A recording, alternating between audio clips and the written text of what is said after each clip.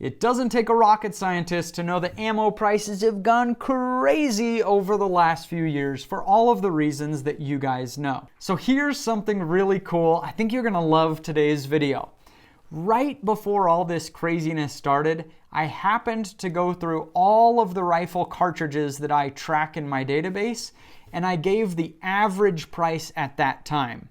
Today, we're going to compare it to today's prices, and we're going to see how much things have gone up, and we're going to go caliber by caliber to say, shoot this and not that. Not to start off on a negative note, but let's look at the gross numbers first. Gross in two ways, by the way. I got my numbers right here. So on average of all rifle cartridges for a box of 20, before all the craziness, it was $45 a box. Today, the average overall cartridges is $71 a box. So let's say you want to go big game hunting this fall. Which cartridge should you pick? Well, this is pretty cool. So the cheapest big game hunting cartridge, 308 Winchester. It's in fact significantly cheaper than most of the rest of the cartridges there. So here's your list of the best cartridges to choose by price for big game hunting. A few notable cartridges that I'm interested in here: 308, 30-06, 7mm 08. I really want to get a rifle in 7mm 08 right now. 6.5 Creedmoor has remained pretty inexpensive, but it has been very hard to find.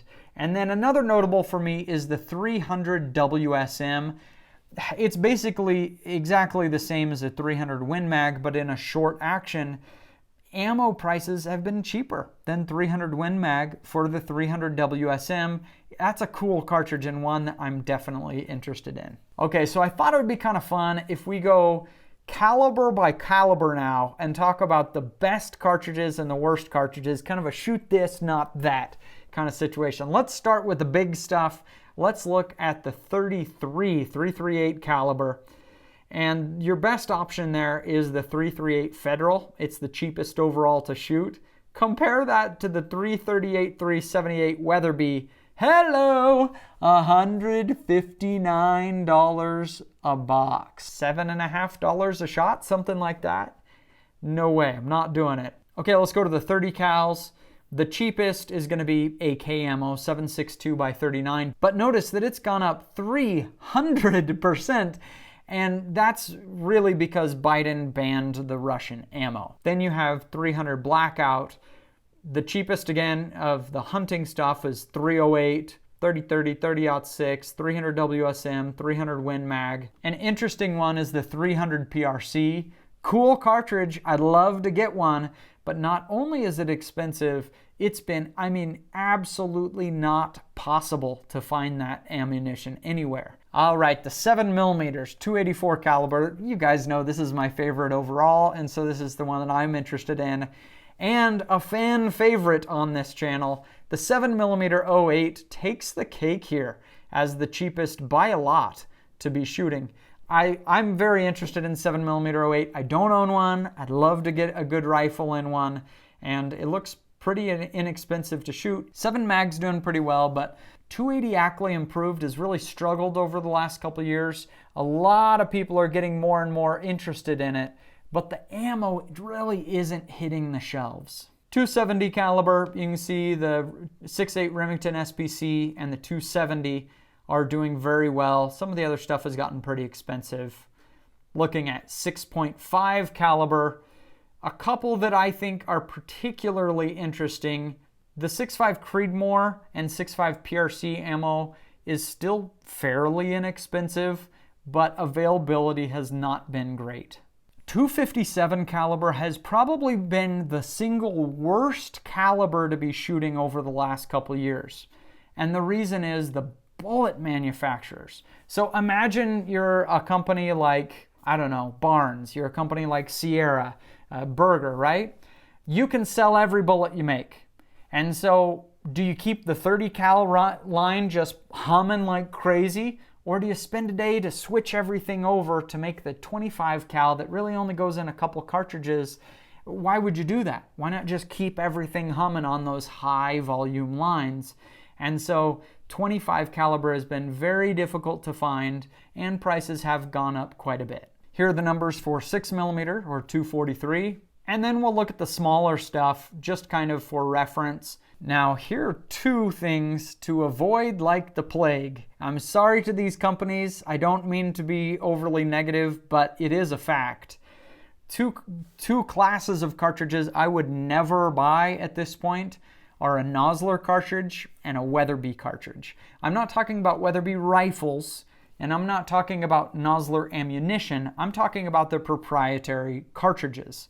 So for example, let's look at the Nosler cartridges.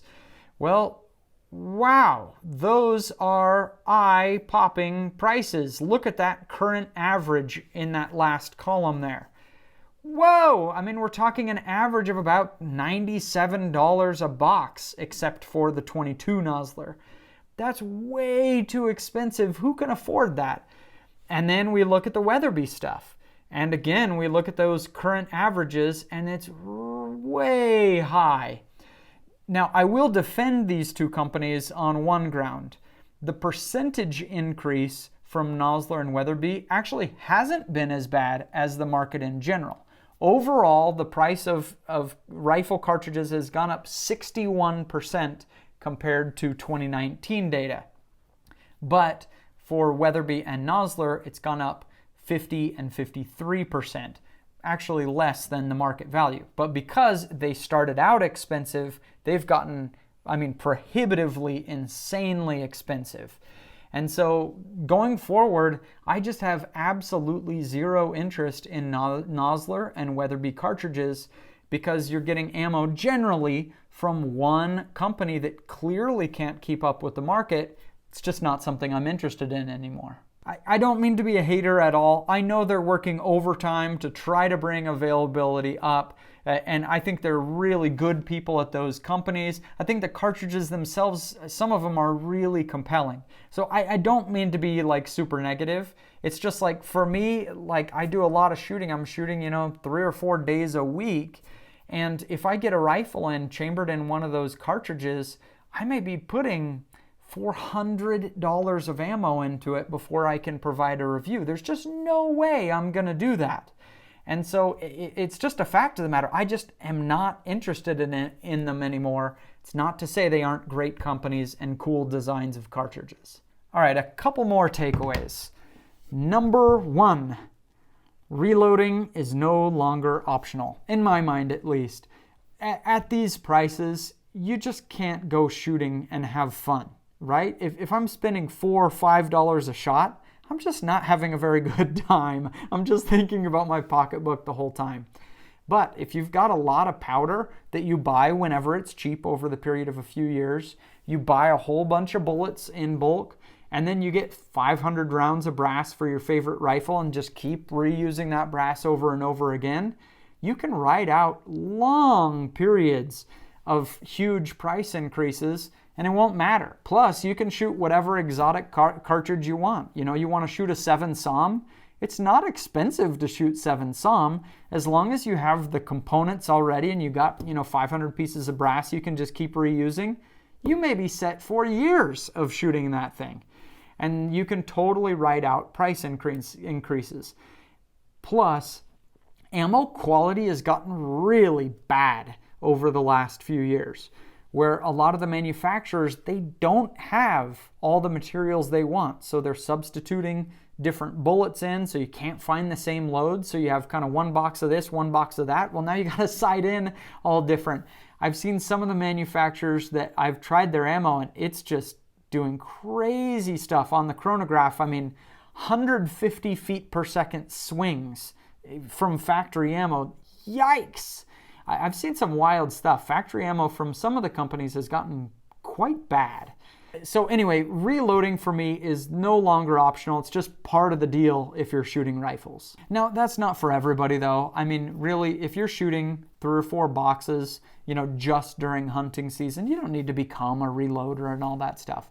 But if you're wanting to shoot competition at all, you just want to shoot several times during the year, you want to shoot some long range stuff, plus you have several hunts in the fall, then factory, there's no way. I could not afford to be testing these rifles and going to competitions and shooting for fun if I'm paying for factory ammo. It just wouldn't work for me, but it may work for other people. The last takeaway that I noticed as I was looking through this data is if there's a cartridge that is a defensive cartridge, but that will work for you as a rifle shooter, it's a really good option to go with.